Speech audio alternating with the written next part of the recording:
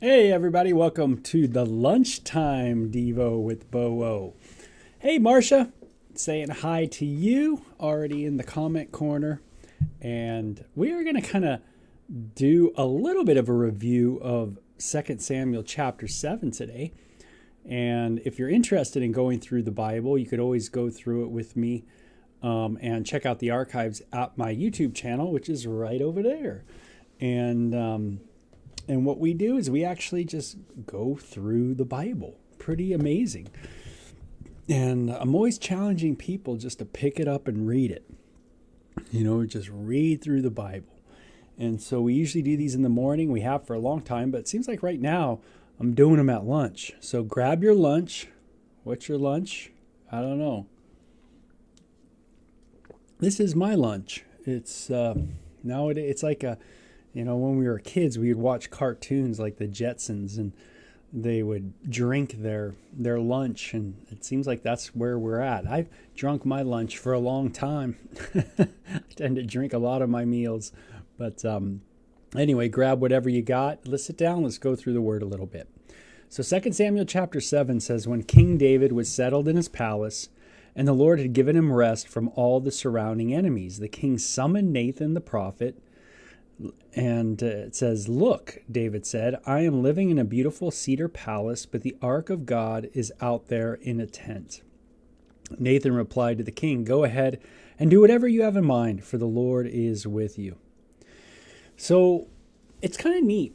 It's like as the progression of the Bible moves forward here in time, the narrative just continues to go. You see that there's this person, David, who the Bible talks about quite a bit, his life story. And he has a sidekick with him too, Nathan the prophet. Nathan is that guy who's kind of hearing from the Lord in this kind of position of prophet.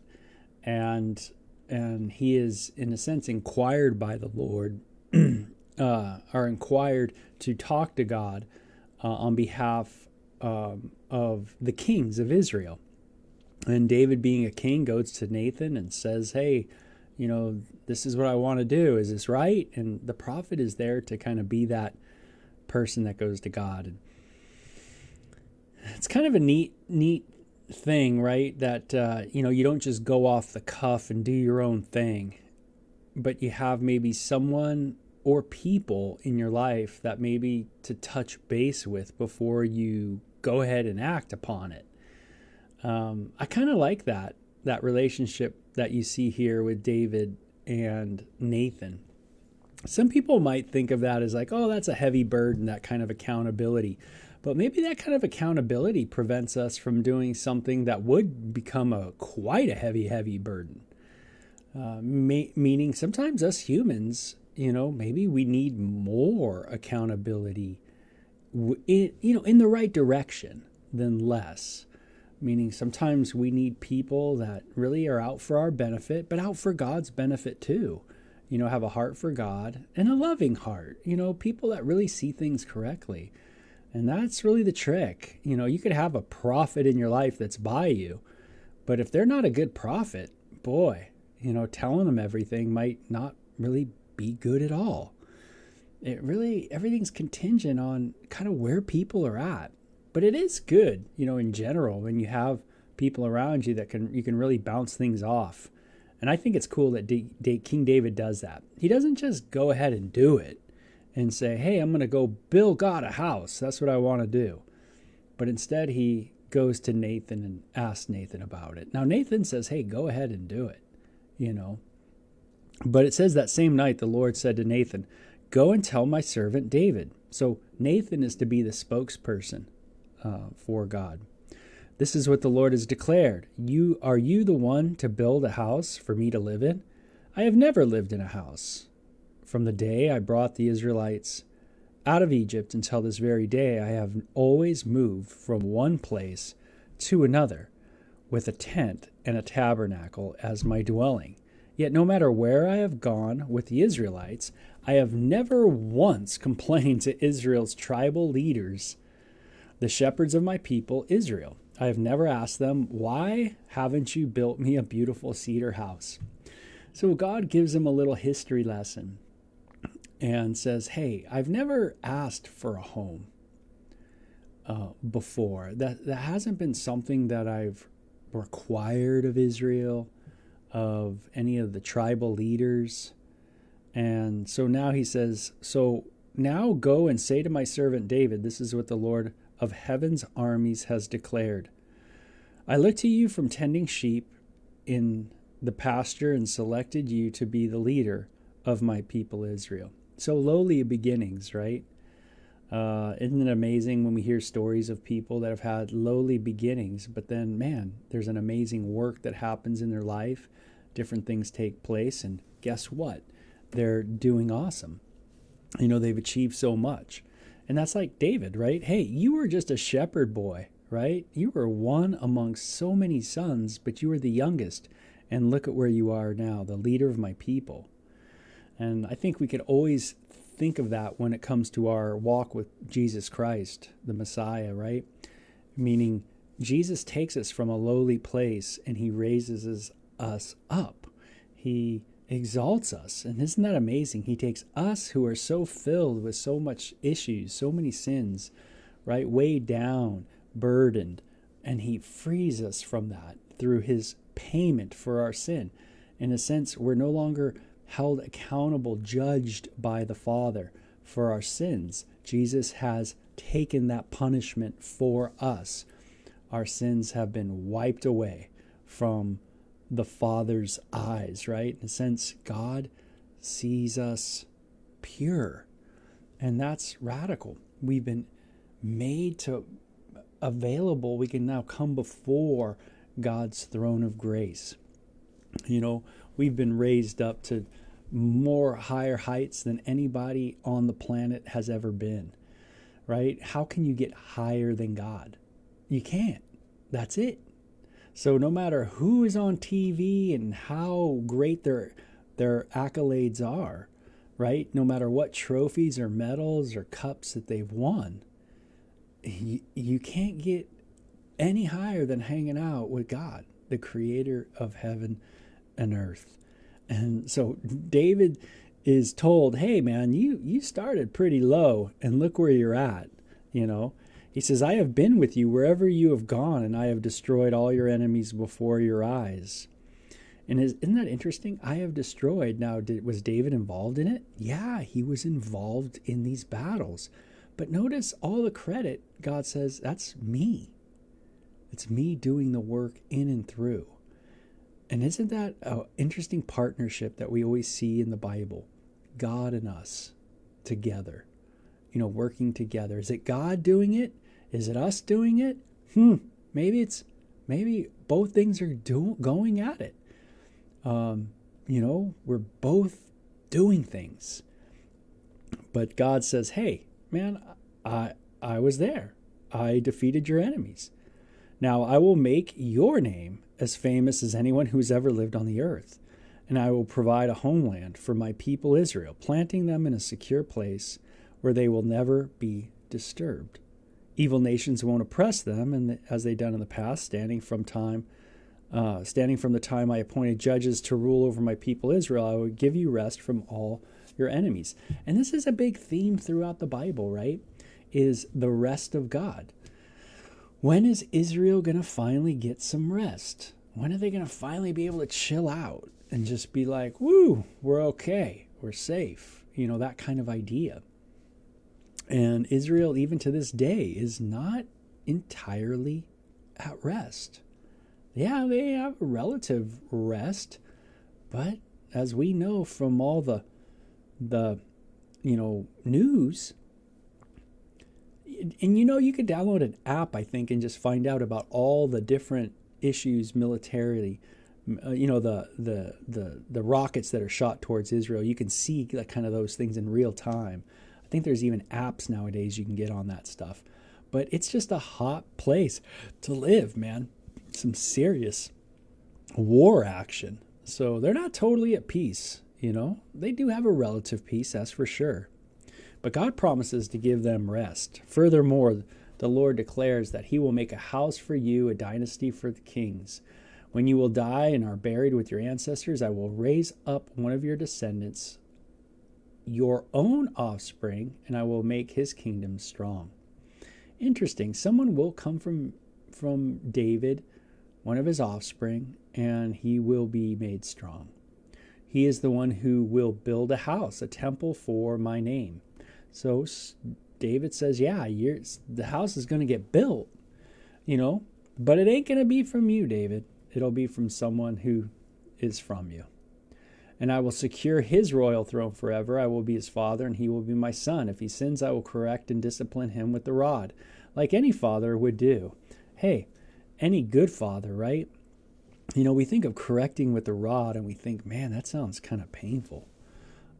But boy, is God's discipline needed? Is discipline needed?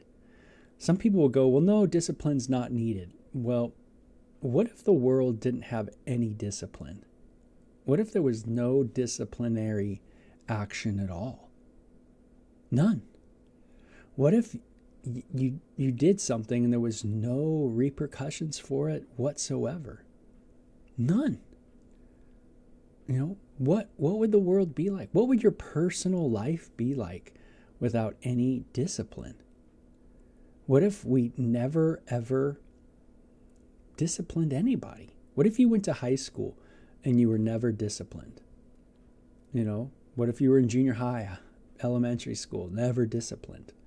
What happens to people that never get disciplined? What do they become like? Yeah, it's something to think about. Maybe narcissism comes to your mind. Maybe a very narcissistic. Maybe we become mediocre because we're never disciplined out of something. Maybe we no longer can think a certain way because of a lack of discipline in our life. Maybe we learn things that are wrong and we call it right because we've never been disciplined. Maybe we allow behaviors that kill people and we think it's okay. Maybe there's a lot of ramifications for a lack of discipline. So when we read about God disciplining us, man, we should never be like, man, that's a bummer, dude. I want a God who doesn't discipline. Well, notice how here this term is used, Father. I will be his father. Isn't that interesting? God talked about as a what? A father. God, who is spirit, is talked about as a father, something that we can understand, the fatherhood of God. This is something that Jesus spoke of in the New Testament. When you pray, our Father. Yeah, right? Our Father. That he is to be in a kind of this kind of relationship with us. So Jesus didn't teach us to pray by saying like, okay, say Yahweh, King of heaven, King of the universe, Elohim. He didn't say that. He said Father. Isn't that interesting? Call him Father. He's your Father. He will be a father to this offspring of David. And Jesus goes on to say, who Jesus is, an offspring of David, that he will be a father to us, right? Those who trust in him, right? He is our Father. And what father is a good dad if he's not disciplining, if he doesn't discipline at all? Now, how he disciplines, that's going to tell the tale of if they're really loving or if they're not. If it's a good discipline or if it's not. Of course, it's got to be accompanied by something. You can't just discipline for discipline's sake. There's got to be right motivation behind discipline and a beautiful emotional love that's accompanying that discipline. This is what God does in our life. He does discipline us. And that's got to be for our good. That's got to be a good thing. And again, you might be bummed at that. And you might think, man, that's bad, all that discipline. But Marcia says, sure, I see a lot of lack of discipline today. And again, yeah, you just need to ask that question: is all discipline bad? And what would the world be like if there wasn't any discipline? So things to think about, but God is our Father. So we see that relationship between what Jesus says and teaching us to pray and this moment through Nathan the prophet to David, that God is communicating this fatherhood part of his relationship with us. We haven't seen a lot of this throughout the whole Bible so far, meaning we don't see this kind of outward expression of God being so specifically a father to people. He's the father of the nation of Israel, but we've seen God more as a king, right? He is the king of the heavenly armies, right? The heavenly host, right? He is the sovereign over everything. We've seen that kind of relationship, but now we get into this term of endearment with God. How are you doing it as far as talking to God as a father? Are you able to chat with God like that, like a good dad? He says, I will be a father and he will be my son. And if he sins, he's going to correct. If the son sins, he says, but my favor will not be taken from him as I took it from Saul, whom I removed from your sight. Your high house and your kingdom will continue before me for all time, and your throne will be secure forever. So just as David is from the tribe of Judah, so Jesus is from the tribe of Judah, an everlasting king, an everlasting kingdom. So Nathan went back to David and told him everything the Lord had said in this vision. And David, of course, responds, right, as he sits before the Lord. King David went in and sat before the Lord and prayed. Isn't that cool? He goes in before the ark of meeting, the tabernacle, the tent of meeting. And what does he do? He sits and he prays. When was the last time you just sat before the Lord and prayed? Just talked to God. Now notice how David prays. Who am I, O sovereign Lord, and what is my family that you have brought me this far? Isn't that cool?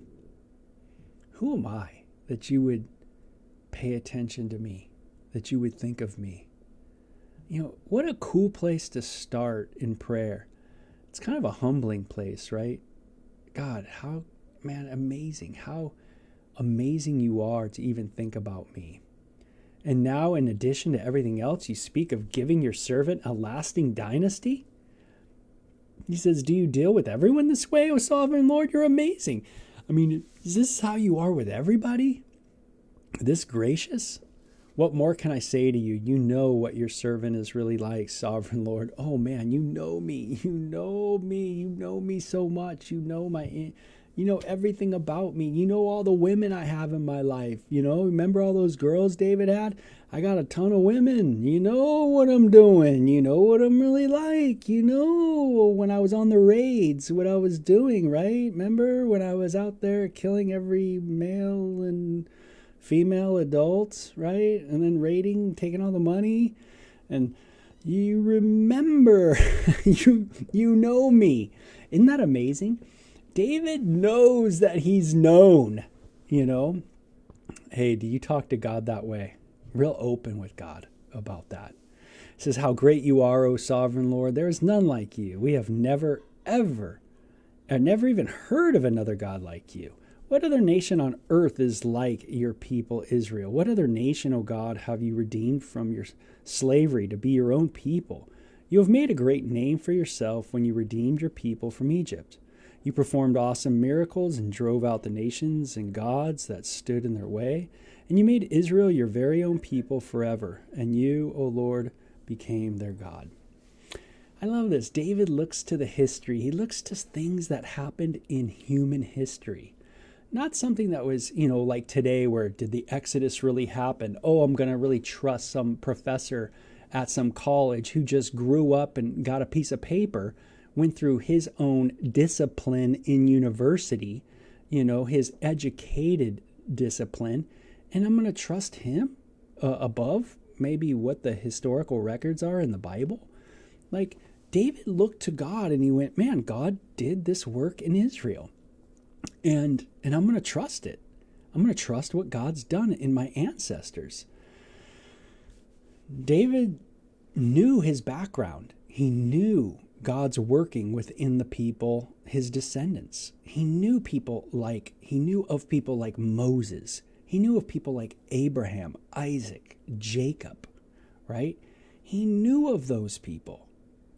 And thing is he trusted in God's working in their lives in a moment in history. Who are you going to trust for your history? Good question today at lunch. Who am I going to trust for my history? Am I going to trust, some guy down the road who's at an institution, and that his class might change in 20 years, 15 years, and even the book might change, and even the things in the book might change.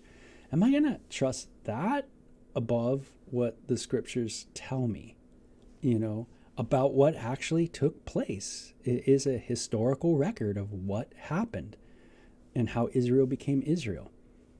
And this is cool, but notice how rooted David's faith is in history.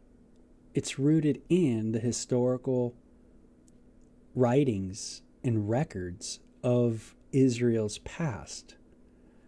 And how does David know God's real? How does he know that God is the real deal, the true and living God, the only true and living God? He sees what's happened in the life of Israel. He sees how Israel came to be, that it was only through these divine, miraculous workings of God that brought about where Israel was at in David's day. Very cool to see. That's how we should be. Why do I believe in God? Well, I have to explain why Israel came to be. You have to explain the existence of the Jewish people, the Hebrew people, apart from Yahweh.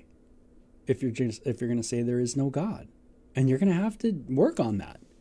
Why? Because their historical records all include Yahweh. That's why.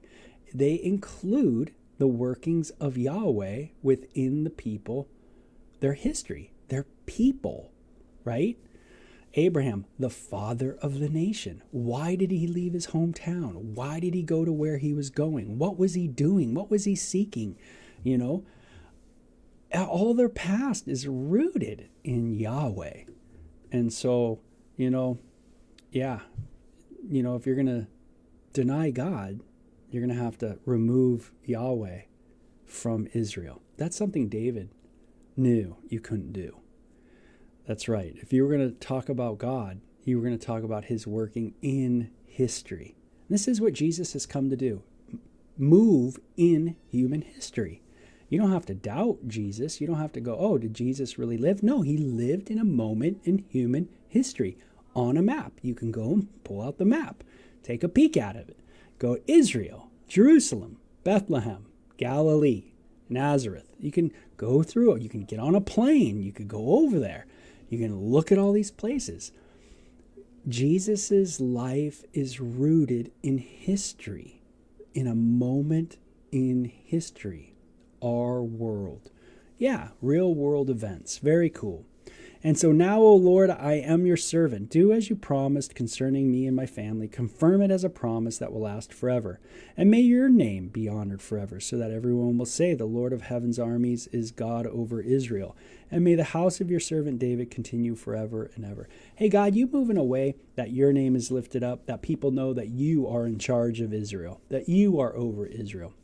Maybe that should be our prayer right today, is God, you move in a way that your name is exalted in our life, right? God, we're going to pray that your name is exalted in our life. Your fame is made known when it comes to my life, right? So pray that your name may be honored forever, so that people will go, whoa, when they think of Israel, when they think of David, when they think of you, when they think of me, they think of, man, God. God is good. God is amazing. That kind of thing. May God's name be honored, right? O Lord, heaven's armies, God of Israel, I have been bold enough to pray this prayer to you because you have revealed all that to your servant, saying, I will build a house for you, a dynasty of kings. For you are God, O sovereign Lord. Your words are truth, and you have promised these good things to your servant. And now may it please you and bless the house of your servant so that it may continue forever before you. For you have spoken, and when you grant a blessing to your servant, O sovereign Lord, it is an eternal blessing. Wow, that's cool. Hey, God, your promises are real. They're true, and they last. And you know what? When you promise something, it's going to happen. And boy, we can always look to that. What was Jesus' promises to us? What did he say to us? Don't let your heart be troubled. You believe in God? Believe also in me. My Father's house are many mansions. If it were not so, I would have told you.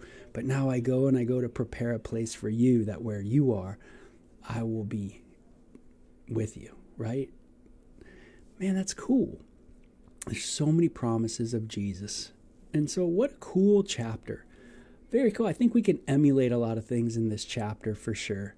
Our prayers can really be like this. We can really take David's prayers and mimic the kind of format of it, see the humility at the beginning, and then the desire to see God exalted as it continues in our life through what he does in our lives.